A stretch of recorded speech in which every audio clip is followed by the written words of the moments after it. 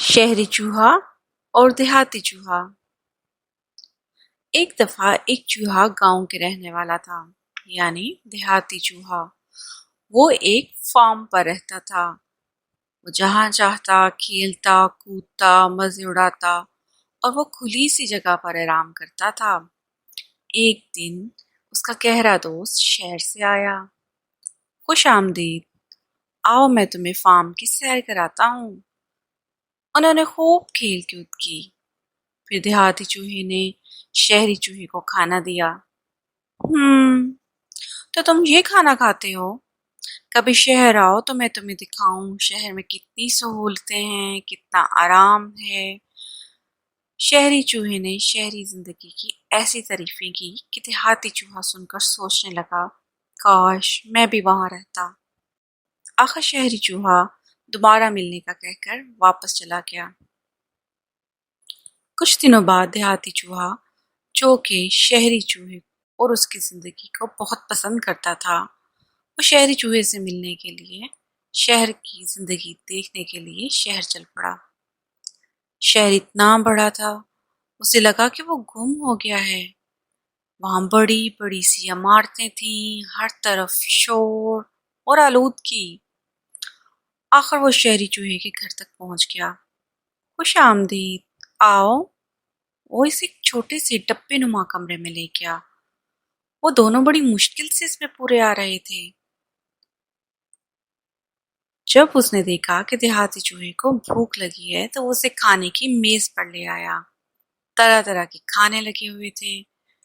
جو ہی انہوں نے کھانا کھانا چاہا، گھر والوں کی آوازیں آنے لگی اور سب آ کر کھانے کے لیے بیٹھ گئے۔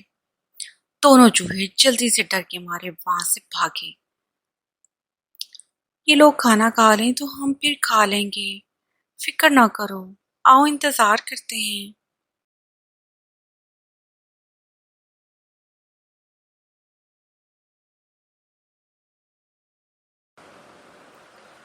جب وہ دوبارہ آئے تو نوکرانی سب بچا ہوا کھانا سمیٹ چکی تھی۔ آؤ ہم باورچی خانے میں اپنی قسمت آزماتے ہیں۔ جب وہاں پہنچے تو باہر ایک خوفناک بلی بیٹھی ہوئی تھی۔ میاؤ، کہاں جا رہے ہو تم؟ وہ ڈر کر بھاگی اور گھر سے باہر پڑے ہوئے کوڑے دان میں چھپ کر اپنی جان بچائی۔ دونوں کو ساری رات کوڑے دان میں گزارنی پڑی، اس خوفناک بلی اور گھر والوں کے ڈر سے۔ مجھے افسوس ہے، لیکن ہر روز ایسا نہیں ہوتا۔ کل ہم خوب کھانا کھائیں گے۔ ٹھیک ہے، بہت شکریہ تمہاری مہمان نوازی کا، لیکن مجھے اپنے گھر کی یاد آ رہی ہے۔ دیہاتی چوہا اپنے گھر کی طرف روانہ ہو گیا اور جلد ہی اپنے گھر پہنچ گیا۔ میرا پیارا گھر، home is where the heart is. ایسی سہولیات اور عیش و عشرت کا کوئی فائدہ نہیں جہاں آزادی اور دماغی سکون نہ ہو۔